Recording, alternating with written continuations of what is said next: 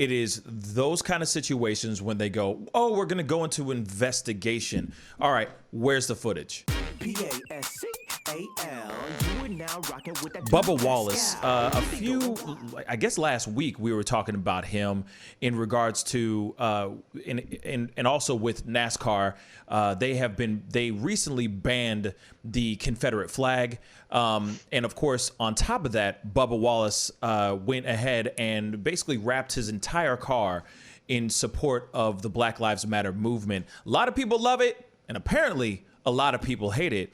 So NASCAR has launched an investigation after a noose was found in a garage stall at Talladega belonging to Bubba Wallace, the only black driver competing in its Top Cup series. So they have been made aware that this noose was found in the garage for the 43 team. And they're angry and outraged, and they cannot state strongly enough how seriously they take this heinous act. They obviously have launched a investigation. They will be doing everything they can to identify the person or persons responsible and eliminate them from the sport. Of course, you know, as you already know, there are a lot of people apparently now. There is a lot of people that are very upset at the idea that the Confederate flag is not allowed and has been banned in NASCAR, to the point where there are people who are buying and paying planes to fly banners up above over tracks saying defund NASCAR, with the Confederate flag attached to it as well. There's a lot of people that are very upset with this whole idea of not having the Confederate flag being a part of NASCAR. So, guys, I mean, I got to throw it to you guys and wonder what you think. I mean, obviously, in light of everything that's been going on with Black Lives Matter, there's a lot of things that have been getting banned. The Confederate flag is definitely not part of the NASCAR sports at all anymore. And it's really upsetting a lot of people. So what do you guys think on it? I mean, if you were to ask me when I was a younger kid, like, what are some things that you can tell me that you know you'll see at a NASCAR event? Yeah. I'd say race cars. I would say Busch beer. And I would say a Confederate flag. Mm-hmm. Like, it is simonious? What's that word? Synonymous, yeah. With it. I mean, it is, if you go back and look at any major photos, most of the time in like the winning circle and things like that, you can spot somebody wearing either rebel flag garb, or you can see a Confederate flag in the background somewhere. You know, I wouldn't be surprised you went back if there wasn't cars that had rebel flags that were, you know, stuck out the window while they were doing their victory lap. Like, I don't know if that happened for a fact, but I imagine it could have. I think that, you know, obviously it's a big step forward for them to do it. It's not part of their brand. They don't want it to be part of their brand. They want it to be an open sport. They want it to be all inclusive. Anybody can drive a race car, and you know, anybody should be able to go enjoy a race. And having someone, there's going to always be a group that is going to be so upset about any change that happens. And especially when you have a racist group that's going to get incited, basically, and they're going to go out and do something to try to instill fear. And that's what they've done here. They've gone and they've placed a noose into a black man's, only black man that is driving a NASCAR car, and at one of the biggest, you know, sporting events for it. And it's outrageous. I mean, do they not get caught? Are there not cameras all around here, you know, watching over all these super expensive cars? Yeah. And all the other equipment that's around. I mean, if they can't pinpoint them and find out who it is, like, that's outrageous too. Yeah. Yeah. Obviously, they're trying to cover somebody. Now, here it is, though. Let's throw this in here as well. There was that race car driver as well. Do you remember that there was a race car driver named Ray Cicerelli? Sorry, Ray Cicerelli, if I'm correct. He quit NASCAR after they said that he could not have the Confederate flag on his car anymore. He had a huge problem with it. He quit. He said, I'm out. I'm done. I'm not part of this NASCAR thing anymore. I'm done. Obviously, he wasn't a very good driver, apparently. His stats were terrible. But at the same time, he said, hey, I'm quitting out of protest of not being able to have having the right to use the Confederate flag. Now, it's just wild to me that it's a flag that represents something so terrible, so bad. But somebody like Ray Ciccarelli feels like it's his freedom of speech is being muffled in some sort of way. And it's just weird to me. So you got to remember, so he had a huge problem with it. So I would automatically assume I would be looking towards his team instantly, because he's the one who had a huge problem with it. He quit racing solely because of that, which is fine by me. I mean, I'm not a NASCAR fan, but as a black man in a predominantly white sport, and me walking into a garage and seeing a noose hanging up in the rafters, or like in the ceiling, or just laid out on the floor, that is still very messed up and terrifying, a terrifying scene to walk in on, you know? Yeah. What are you going to say, Tom? I mean, it's just, obviously the Confederate flag has had a huge part of history of NASCAR, and a huge part of the history of the South. And this is a difficult change for a lot of people to make, to acknowledge that flag represents something very awful to a lot of people in this country. I think, this is kind of nothing, but I was reading, because Tom Petty made a lot of news. He did Tom Petty, the late rock and roll musician.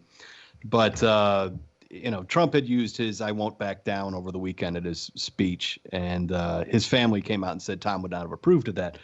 But in that conversation was an article that Tom Petty wrote about the Confederate flag for Rolling Stone, and what it meant to him growing up, and how his views evolved on it over his lifetime. And I mean, if you get a chance, read that article, because I think it's a good first person account of somebody who is owning up to their own ignorance as to what that flag represents. Right. So, I mean, these things are going to be tough, but it's really hard to make the case that the rebel flag is not racist when your response to it being removed is hanging a noose in a black man's garage.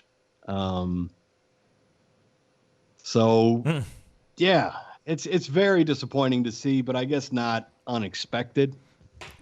I mean, you went from the Confederate flag being everywhere at these events to being banned overnight. People are going to be upset. But as Jack said, I mean, I can't imagine they don't have cameras around everywhere in these garages. I mean, this is high dollar equipment.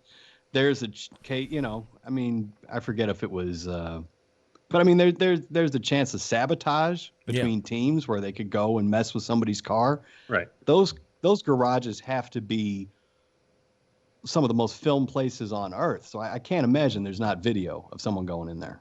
Right. And that's the thing, and that's why it's very frustrating. If you really think about it, it is those kind of situations when they go, oh, we're going to go into investigation. All right, where's the footage? Instantly I'm going, there's no investigation. I'm sure there's footage. Mm-hmm. There's guaranteed footage. Why are we sitting here saying that we have to investigate if you have footage? Now, I get it, investigating, because they got to look at the footage. I get that too. But at the same time, it's like, you should already know who did it. You probably already know who did it. It's not like he just showed up and there it was. You know what I mean? Just materialized right there in front of you, right in your face. Then there's also the other thing. There's a lot of people that are trying to say that he's trying to pull a Jussie Smollett or a Juicy Smollett.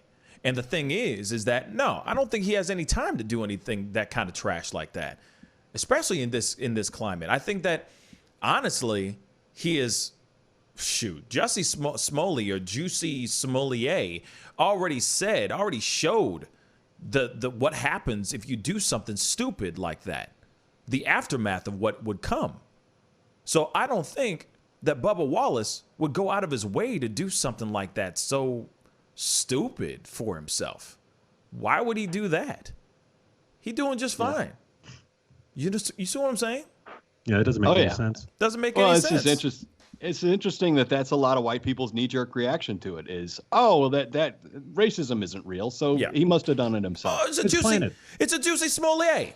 It's a juicy. Yeah. It's a juicy act. I've seen, personally, I've seen some weird, crazy stuff in my day when it has to do with nooses and all that. And I just don't understand why any black person would go out of their way to do something like that. Jussie Smollett is another conversation. He's an anomaly. That is another conversation in itself. He must have did some serious cocaine and said, I got a great idea. Drank too many shots of whatever and said, I got a great idea, which ended up being a very stupid idea. But Bubba Wallace isn't a part of this. Now, I understand that we have a statement from Bubba Wallace, right? Jack. Yeah, hang on, I got it here. Yeah, Jack's got it. You want to read it, Jack? I can read it. That's fine. I got it Go up ahead, here. Jack. Bubba Wallace went on to Twitter last night at 9:53 and wrote, "Today's despicable act of racism and hatred leaves me incredibly saddened and serves as a painful reminder of how much further we have to go as a society and how persistent we must be in the fight against racism. Over the last several weeks, I have been overwhelmed by the support from people across the NASCAR industry, including other drivers and team members in the garage. Together, our sport has made a commitment to driving real change and championing a community that is accepting and welcoming of everyone. Nothing is more important, and we will not be deterred by the reprehensible actions of those who seek to spread hate. As my mother told me today, they are just trying to scare you. This will not break me. I will not give in, nor will I back down. I will continue to proudly stand for what I believe in." And then he did like this little Rock and roll. Or I love you. Peace or love. Yeah. Peace, I love you kind of thing. That's what's up. And the thing is you have to be a special kind of crazy. Like I said, you got to be a special kind of juicy to go out of your way to put a noose out there to try to stir the pot. That's a special kind of crazy. I see Juicy Smollett doing it, but I don't see Bubba Wallace doing that at all.